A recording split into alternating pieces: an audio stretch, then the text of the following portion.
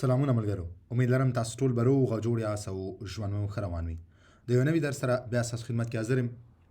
ملګرو، امید لرم چې تیر شوي ټول درسونه تاسو کتلي، څه ناڅه مو زده کړي او کوم څه مو چې زده کړي په هغې امید لرم چې تاسو پریکټس کړئ او تاسو یې خپل روزمره ژوند کې د هغې نه استفاده کوئ. څومره چې دغه ګرامر تاسو استفاده کوئ، څومره استعمالوئ عملي ژوند کې، روزمره ژوند کې، هغومره دا ستاسو زده کېږي، ستاسو ذهن کې کېږي او تاسو ورسره عادت کېږئ. نو کوشش وکړئ تاسو دې کې جملې جوړوئ، د دې استعمال چې څومره ډېر تاسو کولی شئ هغومره ډېر د دې استعمال وکړئ. دا ستاسو لپاره فایده رسوي. بله دا ده چې تاسو دې سره عادت کېږئ، نو بیا ستاسو دپاره په دې کې جملې جوړول ډېر په اسانۍ سره بیا تاسو کولی شئ. نو څومره چې کېږي تاسو کوشش وکړئ، پریکټس وکړئ. نن چې کوم د زموږ درس په امپخفی دی بیا او امپخفی کې نن زموږ د دریم ګروپ افعالو باندې موږ خبره کوو. اول ګروپ افعال، دویم ګروپ افعال وشوه. په تیر شوي ویډیو کې موږ د دویم ګروپ افعالو باندې خبره وکړه. نن به دریم ګروپ افعالو باندې خبره کوو. یو ځلې بیا زه تاسو ته خبره تکراروم چې په فرانسوي ژبه کې د فعل چې کوم دی د ورب درې ګروپو باندې دا تقسیم شوی دی او تاسو ته ما ویلي چې دا درې ګروپونه تاسو یاد کړئ، دا به تر اخره تاسو سره وي او د دې نه به تاسو استفاده کوئ او دا به استعمالوئ، دا ستاسو په کار راځي. نو چې هره زمانه تاسو زده کوئ، تاسو به دا درې ګروپه هم زده کوئ او د دغه زمانې مطابق به د خپل ګروپ مطابق به تاسو په فعل کې تغییرات راولئ او هغه به تاسو استعمالوئ په جمله کې. نو نن چې کوم دی هغه دریم ګروپ دی او اخرنی ګروپ دی په امپخفی کې. نو راځئ چې په هغې باندې خبره وکړو چې دې کې موږ څنګه جملې جوړولی شو. دریم ګروپ ته څه ویلی کېږي؟ avec le verbe irrégulier یا irregular verbs دې ته ویلی کېږي. irregulier مطلب چې کوم هغه فعل چې کوم قاعده قانون نه لري. صحیح ده؟ لکه ګوره درې ګروپه کې تاسو ته ما د افعال خبره وکړه. اول له ای آر سره هغه افعال چې کوم د ای آر سره ختمیږي. صحیح ده؟ دویم ګروپ افعال دی چې کوم لکه اول ګروپ هغه لکه پاغلی. صحیح ده؟ هغه ای آر سره ختمیږي. لکه څنګه چې په دویم ګروپ کې د آی آر سره ختمیږي، لکه فینیر د آی آر سره ختمیږي. دغسې دریم ګروپ کې هغه افعال راځي چې کوم د ای آر او د آی آر سره نه ختمیږي او دا هغه افعال دي چې د څه قاعده قانون نه لري. یو فعل د آر ای سره ختمیږي، بل د بل څه سره ختمیږي، بل څه د بل سره ختمیږي. دې دپاره کوم قاعده قانون نشته دی. اوس که چې هر چیرې یو فعل تاسو ګورئ چې هغه د ای آر سره ختم شوی، نو تاسو به وایئ چې دا د اول ګروپ افعال دي. هغه فعل چې کوم تاسو هغه د آی آر سره ګورئ، نو تاسو ویلی شئ چې دا د آی آر ګروپ فعل دی. او irregular هغه دواړو ته regular ویلی کېږي چې کوم قاعده قانون لري. irregular هغه دي چې کوم قاعده قانون نه لري دي، یا انګلیسي کې ورته وایي irregular verbs. افعال چې کوم څه قاعده قانون نه لري. صحیح ده؟ لکه زه درته یو دوه مثاله در کوم. لکه prendre دا اوس آر ای سره ختم شوی دی، دا د دریم ګروپ irregular فعل دی. داسې avoir دا د آی آر سره ختم شوی، خو دا د دریم ګروپ فعل دی، دا irregular فعل دی. صحیح ده؟ داسې شته بعض په irregular کې چې هغه د آی آر یا د ای آر سره ختم شوی، هغه بیا هم دریم ګروپ افعالو کې راځي، هغه irregular. صحیح ده؟ بعضې یو exception شته، بعضې یو ګروپ. صحیح ده؟ بعضې یو فعل. صحیح ده؟ نو هر کله چې تاسو سره د دریم ګروپ افعالي یعنی irregular افعالي، نو هغې دپاره چې کوم قاعده قانون نه وي، نو تاسو به څه کوئ؟ د ویب سره د فعل سره به څه اضافه کوئ؟ لکه څنګه چې نورو ګروپونو کې تاسو ویلي، تاسو به ای آی اس ژ که تاسو سره راشي، تاسو فاعل ژ نو تاسو به ای اضافه کوئ. که تاسو فاعل تو یا چوي نو تاسو به ای آی اس اضافه کوئ. که تاسو فاعل ایلی نو تاسو به ای آی ټي اضافه کوئ. که تاسو فاعل چیرته الی نو تاسو به دلته هم ای آی ټي اضافه کوئ. او به تاسو که تاسو فاعل چیرې او وي نو تاسو به ای آی ټي اضافه کوئ. او که چیرې تاسو فاعل نه وي نو تاسو به آی او ان اس اضافه کوئ. صحیح ده؟ مخامخ ورته ما لیکلي دي، دا تاسو به هغه نورو دواړو درسونو کې هم تاسو لیدلي دي. امید لرم تاسو په هغې باندې پوه شوي یې. صحیح ده؟ مخکې ځو. که چیرې تاسو سره وي نو تاسو به د فعل سره څه اضافه کوئ؟ آی ای زد. که چیرې تاسو سره ایل جمعي نو تاسو به څه فعل سره اضافه کوئ؟ ای آی ای ان ټي. او دغسې که ال جمعي تاسو به څه اضافه کوئ؟ ای آی ای ان ټي. صحیح ده؟ امید لرم دا تاسو زده شوي او دا تاسو ته یاد دي. صحیح ده؟ اوس زه یو دوه مثاله ما تاسو ته راوړي دي د دریم ګروپ افعالو کې. اولنی موږ سره دی prendre. دا irregular verb دی، دا په دریم ګروپ کې راځي. صحیح ده؟ prendre د دې اصلي حالت کې دی، مکمل فعل دی. نو هر کله چې دا بیا موږ په امپخفی کې کله موږ دا استعمالو نو موږ څنګه کوو دلته بیا موږ راوړو PREN به راوړو او AIS په ورسره اضافه کوو. نو DRE دلته نه ختم شو، د پخاند غ نه څه ختم شو، DRE تی ختم شو.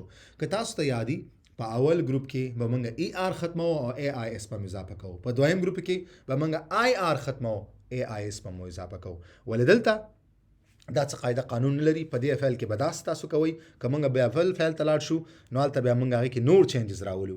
لکه مثال په توګه دلته ما واغ راوړی دی، VOIR واغ لیدلو ته وایي. نو که تاسو دلته وګورئ دې کې ګوره وای سره بالکل په واغ په اصلي حالت کې شته نه دی، ولې دلته موږ وای AIS اضافه کړی. دا ولې دا څه قاعده قانون نه لري او دا چې څنګه دی همداسې بیا تاسو زده کوئ. صحیح ده؟ نو پخاند چې هر کله تاسو راوړئ او دا تاسو بیا AIS ورسره اضافه کوئ، تاسو به څنګه تلفظ کوئ؟ Je prenais. Je prenais. صحیح ده؟ دې معنا څه شوه چې I was taking ما اخیستو، یا I used to take په انګلیسي کې معنا درکوم. لکه په امپخپې هغه زمانه ده چې کوم imperfect نامکمله یو زمانه وي. مثال یو کار چې هغه په تېره شوې زمانه کې شروع شوی او بل کار د وجې بل کار هغې منځ کې راغلی، کار په نیمایي کې پاتې شوی. نو هر کله چې تاسو یو کار وایئ نو بیا تاسو څه بیا امپخپې زمانې نه تاسو استفاده کوئ. دا درته ما په تعریف کې د دې مکمل تعریف مې درته لیکلی، تاسو درېیمه چې دوه ویډیو درېیمه اولنۍ ویډیو ته لاړ شئ د امپخپې ډیفینیشن تاسو ته ما دوه ویډیو پاس لاړ شئ. درېیمه ویډیو کې د دې تعریف ما تاسو ته په هغې ویډیو جوړه کړې ده، تاسو هغه کتلی شئ څو تاسو په تعریف باندې پوه شئ چې امپخپې څه ته وایي. خو په ساده لفظونو کې امپخپې هغه زمانه ده چې کوم نامکمله وي. صحیح ده؟ incomplete imperfect. صحیح ده؟ لکه یو کار په تېره شوې زمانه کې شروع شوی ولې بل کار د وجې هغه ودرېدلی هغه نه شوی. صحیح ده؟ مثال ما پرون کور سره خبرې کولې خو دې کې مې ملګری راغی، مثال ملګری مې راغی نو زما خبرې څه شوې ودرېدلې، ډسټرب شوې، هغه کار نه مکمله پاتې شو، زه د ملګري سره بل کار اخته شوم یا هغه سره په خبرو اخته شوم یا بل چیرې لاړم. صحیح ده؟ نو دغه وخت کې چې هر کله داسې حالت موږ تاسو په دې حالت باندې خبره کوو نو بیا موږ امپخپې زمانې نه استفاده کوو. نو موږ څنګه تلفظ کوو؟ Je prenais. Tu prenais. صحیح ده؟ je tu سره به تاسو موږ AIS راوړو. صحیح ده؟ il prenait. دلته به AIT راوړو. elle prenait. on prenait. il elle on سره موږ چې هر کله دې سره موږ یو فعل د دریم ګروپ راوړو نو موږ به AIT ورسره اضافه کوو په اخره کې د فعل سره. صحیح ده؟ دریم چې کوم د موږ سره دی nous prenions. nous prenions. صحیح ده؟ nous prenions. صحیح ده؟ دغسې که و راشي موږ به څنګه تلفظ کوو؟ vous prenions. vous preniez. بخښنه غواړم. vous preniez. vous preniez. صحیح ده؟ که چېرې موږ سره د ایل جمع راشي موږ بیا څه وایو؟ il prenait. elle prenait. صحیح ده؟ نو دا و د پخاند سره مثالونه. زه یو ځلې بیا زر تاسو له تکراروم چې تاسو صحیح تلفظ واورئ. je prenais. tu prenais. il prenait. elle prenait. on prenait. nous prenions. nous prenions. vous preniez. vous preniez. il prenait. elle prenait. صحیح ده؟ دغسې موږ سره دی اوس د واغ دام یو irregular verb دی یا فعل دی او د دې هغه اصلي چې د دې کوم اصلي حالت کې کله فعل دا لیکلی کېږي VOIR لیدلو ته وایي. او دلته تاسو وګورئ موږ چې دا دلته راوړی IR مو ختم کړی YAIS مو راوړی. دا ولې؟ ګورئ په دریم ګروپ کې تاسو ته ما وویلې چې تاسو به IR ختم کړئ او هغې پسې به AIS راوړئ. ولې دلته ورسره موږ اضافه بل لیټر اضافه کړی دی، وای هم در ځانه ورسره راوړی. دا ځکه چې دا قاعده قانون نه لري، دا به همداسې زده کړې. د دې لپاره کوم داسې قانون نشته چې هغه تاسو ته ووایم، کومه فارموله نشته چې دغه فارموله تاسو فالو کړئ دا به داسې کوئ. لکه اوس اول ګروپ کې دا فارموله تاسو ER ختموئ AIS راوړئ، ER ختموئ AIS راوړئ. په دویم ګروپ کې IR ختموئ AIS راوړئ، IR ختموئ AIS راوړئ. ولې په دریم ګروپ کې تاسو ته نشم ویلی. تاسو پخوان سره څه وکړه؟ PREN هم راوړه، AIS هم ورسره اضافه کو. واغ سره څه کوئ؟ تاسو کې وای د ځان نه راوړو، و بالکل و نو دا ورسره راوړلی شوی دی، ځکه دا قاعده قانون نه لري. دغسې نور irregular افعال چې تاسو وګورئ خپله سرچ کوئ نو هغه به هر یو د یو بل نه وبدلي، ځکه دې ته ویلی کېږي irregular افعال. verb irrégulier چې دا irregular کوم قاعده قانون نه لري. زه ځکه بار بار دا خبرې تکراروم چې تاسو په ذهن کې سم کینی او تاسو په سم پوه شئ. صحیح ده؟ نو دا به څنګه موږ تلفظ کوو چې تاسو سره ژ راشي تاسو je voyais je voyais. صحیح ده؟ tu voyais il voyait elle voyait on voyait nous voyons vous voyez il voyait elle voyait. صحیح ده؟ نو دې تلفظ داسې کېږي او دې کې موږ وای ورسره راوړو AIS ته مخکې وای راوړو IR په وای باندې تبدیلو او AIS ورسره اضافه کوو. صحیح ده؟ زه یو ځلې بیا تکراروم je voyais tu voyais il voyait elle voyait vous voyez nous voyons vous voyez il voyait elle voyait. صحیح ده ملګرو؟ امید لرم چې تاسو به په دغه ګروپ حوالو باندې پوه شوي، په ننني درس به پوه شوي، تاسو به زده کړئ او تاسو به دغه درس هغه چې کوم سټرکچر دی به تاسو اخیستی او په دې به پوه شوي. تاسو کوشش وکړئ په دې کې جملې پیدا کړئ، جملې پکې جوړې کړئ، نور نوي افعال د دریم ګروپ افعال تاسو زده کړئ. بله خبره دا ده چې نه بعض ډېر کوشش کوم چې زه درس ته ډېره توجه ورکړم، ځکه ډېر ملګري دا غوښتنه کوي چې په درس باندې باید کار وشي او لږ به ویډیوګانې اوږدي، تاسو ورته زړه مه تنګوئ.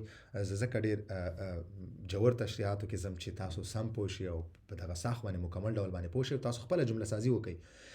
دا ژبه داسې نه زده کېږي چې تاسو یو جمله، دوه جملې، لس جملې، دا نه زر جملې دي، نه لک جملې، نه میلیون جملې دي چې تاسو یې راوالی او ورته کښېنئ د قاري په شانتې یاد یې کړئ. نه، دا به انتها جملېګانې ستاسو حالتونه راځي، جملېګانې راځي، تاسو به جوړوئ. نو تاسو ساخت زده کړئ، نور لغت زده کړئ او ورفټ کوئ په هغه ساخت کې تاسو به خپله خبرې کولی شئ. صحیح ده؟ نو پریکټس غواړي، زده کړه غواړي، وخت غواړي، محنت غواړي، تاسو ورکوئ.